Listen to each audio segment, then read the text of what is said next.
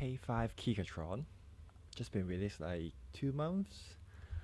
I've been having this keyboard for about a week or something.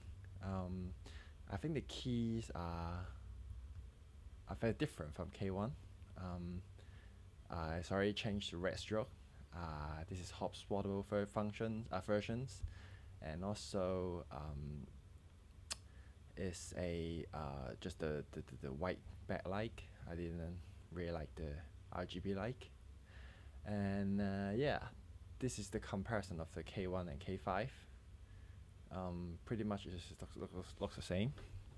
Um, but when you type on it, the difference are quite different. For me, I recommend K5 to be honest.